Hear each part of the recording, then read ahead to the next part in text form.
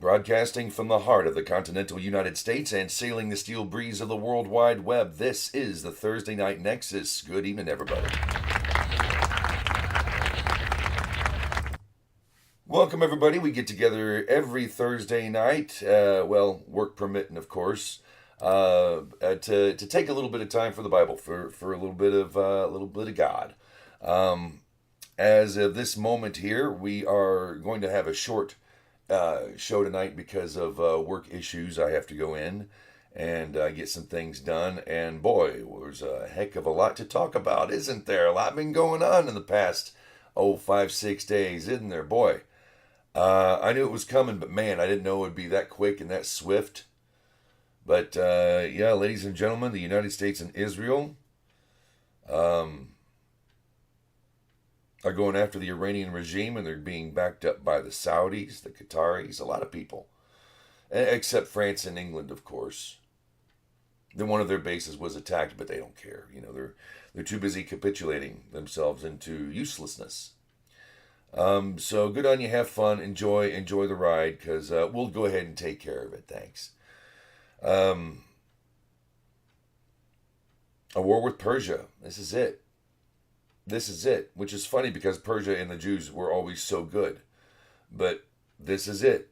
Was it Zechariah 12? I think. I think it's that. Anyway, it's Persia. It's the final empire. First it's Edom, and then Persia. And this is it. These are the end times. We do live in the Messianic age. We are blessed to be alive to witness it. And you can witness it too. No, we've come to a head. Humanity is all kinds of mixed up. All the signs are there. The prophecy's being fulfilled. The Jews are coming home. They're finding lost Jews everywhere. And yeah, the Saudis, the Israelis, the Americans, the Qataris, standing together. The Kurds are coming. The Kurds are coming too. You never thought you'd see the day 20, 30 years ago, did you? You never thought you would see the day. And just think about it. Every war that we've fought, or police action, Iraq, Afghanistan, we've been fighting Iran the whole time. Or Iran. Say Iran, sometimes I'll say Arab. So please forgive me on that. But, you know. And it's funny to see how so many people are so upset about it. It's really amazing to see how many people, and it's because it's Trump doing it. And because Trump does it better than everybody else. I mean, it's been 4 years with Ukraine. We've pretty much neutered all military out of Iran now. That is a militarily fairly neutered country. There's still munitions. Don't get me wrong. They could do a lot of damage still, and they will, I'm sure. But it's going away quick. Navy's gone. Americans, Israelis control the skies. So, and they're just taking stuff out nonstop. Planes, tanks, the big rockets, the ballistic missiles. Yeah. And Putin's been at that war for 4 years. And he had the nerve to say, there's always diplomacy. You can always do diplomacy. This is a cynical war what the United States has. Says the guy who just invaded his neighbor. Vladimir Putin, Russian's funny. Ah, you a funny guy. You very funny guy. Apparently he's got some nuclear scientists over here, or not over here, in Iran, and wants to go free them. I think the U.S. should do the right thing and get rid of them or turn them over, but you're capitulating with our enemy. And they say it's not an enemy. I'll just tell you this. They bombed our consulate in 1979 and took 400 hostages. They've done nothing but kill, kill, kill. And a lot of Americans included. Okay? Innocent ones. These are not. This is not a good regime. Not a good regime. So know this. That's an act of war, along with a few other things they've done. I also want to remind people that this is Donald Trump's doing. Israel does not have us on a leash. If anything, it's been the other way around for years. Because we've had presidents like Biden and Obama that treated Israel like crap. We're the puppets. No, we're not the puppets of Israel. And don't get mad that people believe in the Bible more than your Constitution, okay? Are you American first? I'm an American, but I'm a God-fearing American. So God comes first, with or without the country. See? See where I go there? See what's more important to me? So yeah, I can still be an American citizen, America first, and support and love Israel. And I can long that we finally have a military that's getting back to doing what it's supposed to do, and that's winning wars. Venezuela, bada boom, bada bing. Changed everything. Now we're doing Iran. That's going to change the Middle East forever. Nobody wants to take over the world anymore, except maybe Kim Jong-un. But he's all defensive anyway and bluster. He's the guy who locks himself in his house screaming, "Nobody come in and get me, nobody come in and get me." Boarded up windows and all that. And nobody paying attention to him. That's Kim Jong-un. So, with that said, nobody else wants to take over the world and rule it and stomp on it and burn it. Nobody except these people in Iran. Everybody's pretty well sick of war at this point. This is it. You know, they started this. They've been on us. They've been on everything else. We've got Al Qaeda even is against Iran. That's how Iran. That's how bad it is. The Saudis and the Jews are fighting with the Americans. Hello. And for you to say no war, and it's too late. It's not a war necessarily, because we're not fighting the nation itself. We're fighting the regime and their ability to exterminate the Jews. Because when they're done with them, they're coming after us. That's what they vowed. Death to America, death to Israel. Israel's little Satan. America's big Satan. We're on their sites anyway. How many sleeper cells do you think we have here? How many floated over from the border that was open for 4 years, huh? So, they've wanted us dead for a long, long time. So I think we should take them seriously. You know, when someone says they want you dead, you should believe them and act accordingly by killing them first before they kill you. That's what you need to do. That's what we're doing now. It's about time. I'm not a war guy. Anybody who's known me knows I'm pretty much anti-war, but this has to happen. It has to happen. I don't like it, but now that we're involved, USA all the way, baby. All the way. And it's funny. I don't remember seeing people chanting in the streets, "Thank you, President Bush. Thank you, America, for invading our country and fixing it for us." But you're seeing the Iranians in the street, women with gorgeous hair. It's neat when you get to see them as women, as just what they say Western. They're their own people. Persians are, but they're dancing, they're singing, they're thanking President Trump. They're getting a kick out of watching their munitions places get blown up. It's kind of fun for them. They're happy. They're happy we're there. Don't you get it? They don't want you to remember that. They're happy. Not because they're in a fight and we're taking their side in a war. They're finally getting their country back. They're Persian. They're not Arab. I didn't know that till recently. So, it's a good thing. There's a time for war and a time for peace. I make peace. I create evil. I am the Lord that doeth all these things. This is it. And you should be happy. You should be proud that we're doing it. If we're still there in 2 months and the needle's not moved much, then we're going to have problems. President Trump's going to have some problems. But if we can get in there, get out, and a lot of them want the Shah. I think they should return to having elections. Maybe the Shah can be a transitional. They can elect one, or I don't know. But a lot of people like him, and a lot of people want him back. It's not our business to tell them. President Trump says, "I'll decide." Well, in the end, it's going to be the Iranian people. I'm betting.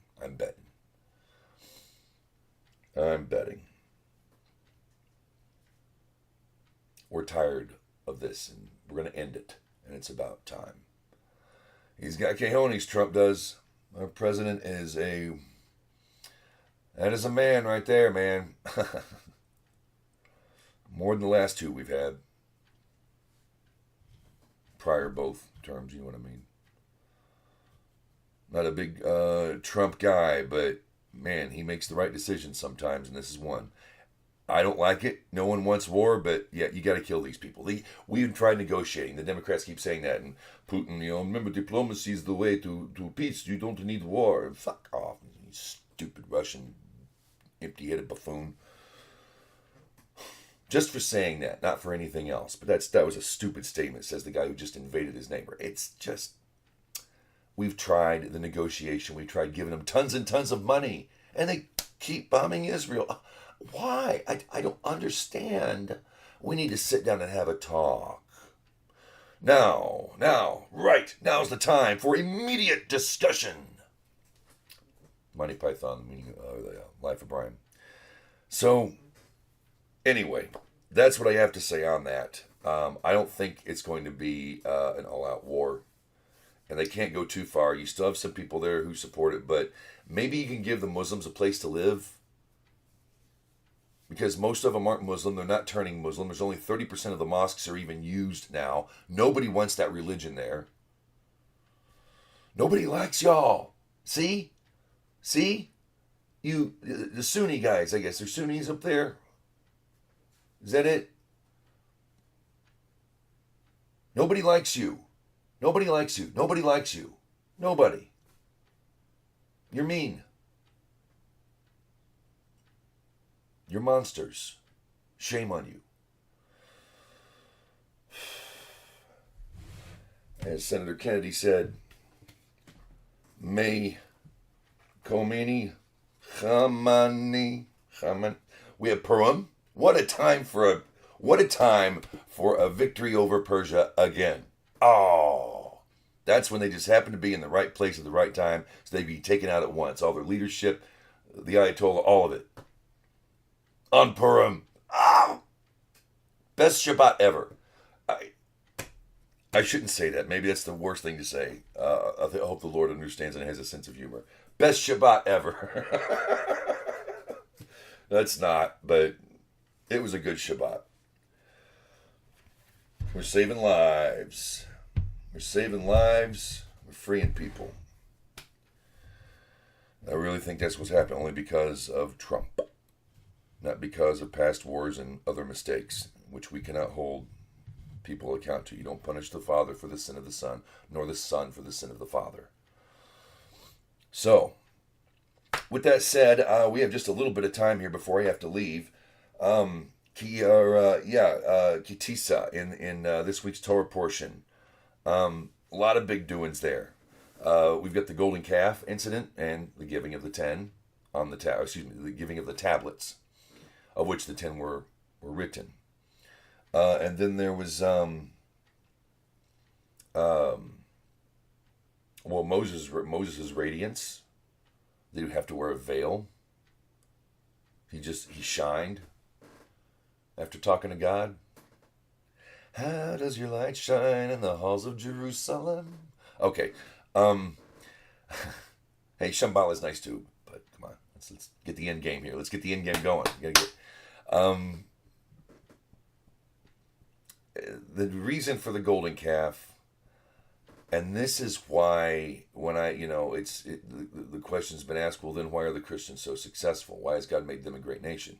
Not unlike the Muslims, who are a great nation. They've thrived. There's a lot of them in the world. A great nation. Same thing with Christendom.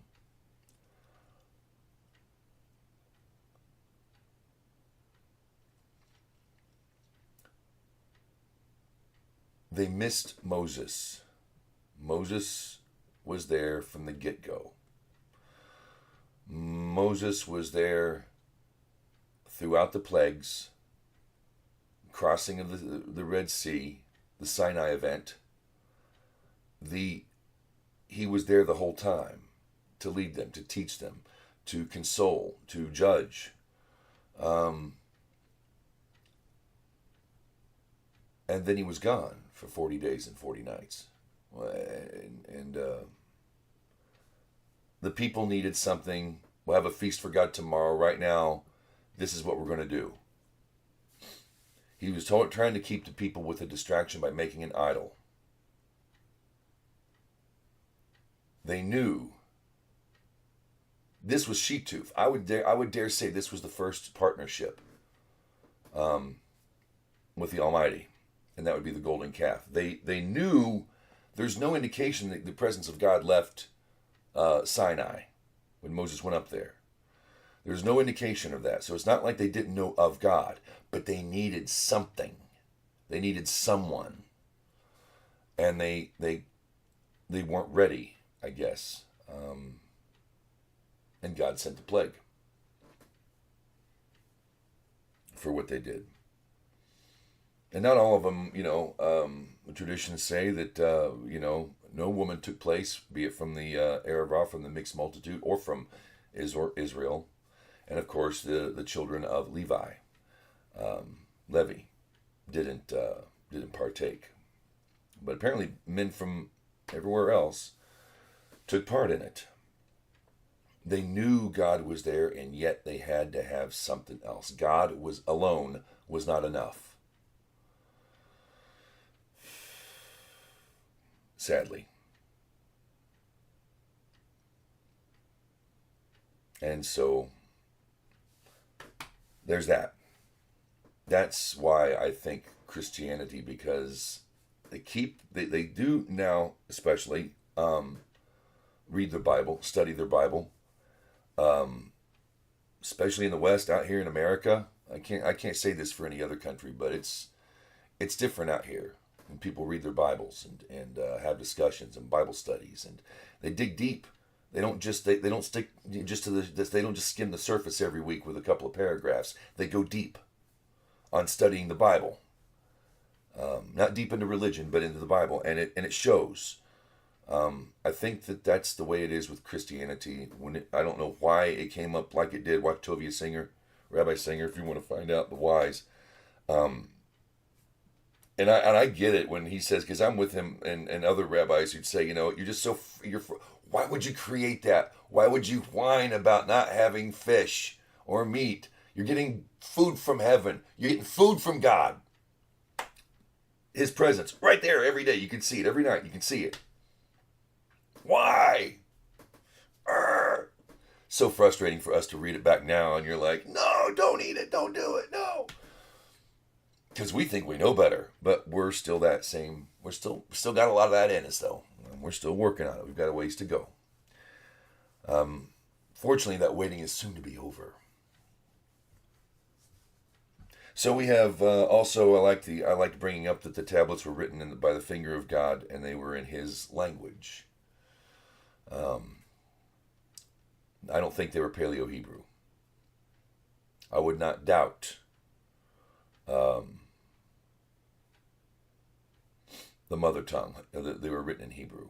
Not Paleo, but I think they were written in Hebrew. Numerics. That would explain its fractal qualities of biblical Hebrew, the fractal quality of Torah itself. It's not normal. The Hebrew language is not normal. It's a code. Everything is a numerical code in Torah, and that's when my mind just kind of gets blown. I can't get past gematria. I have a hard time with gematria. I leave that to people whose minds are better built for that. Mine is not. But yet I'll still see similarities in consonants, the way consonants are used over different languages. It's interesting. All the 22 letters in Hebrew are found in the Japanese written language. All 22, and they're the same sounds, the same consonants. So yeah, the commandments were written on all sides. I've heard they were cube, and that the writing was on the actual inside they were hewn, they were sapphire, and the writing was inside the tablet itself. And no matter what angle you saw it, it would read out the commandment, the law, the 10 Commandments. And so they were those two. And the second ones were hollow. The ones that Moses carved out were hollow, so the sapphire remains can be can be carried in the ark. Can still be carried. Moses was a hothead. Boy, I am me and Moses. Yeah, we're both hotheads. Moses can be a hothead. Okay, not saying he didn't have good reason. Strike that rock. Smash those stones. Smash the tablets. Excuse me, which became basically stones. But I understand, Moshe. I understand. I do. So, yeah, anyway, this week, I don't really have a lot of time. Tissa, chapter 31, 32, just look at how things are worded. Get you a good translation. You can go to Chabad.org. Safari is one, Aish is another. Mechan Mamre, that's my go-to. These are good translations, and just check it out. It's a good read. But I have to bid you adieu for the evening, so thank you for tuning in at the Idol Smasher. We're broadcasting live from Rumble Studio to YouTube and on Facebook at the Orphans of Abraham and on X as well. buymeacoffee.com/the Idol Smasher. And thank y'all for being here. And victory in Israel and peace on earth. Shalom, y'all. Be well.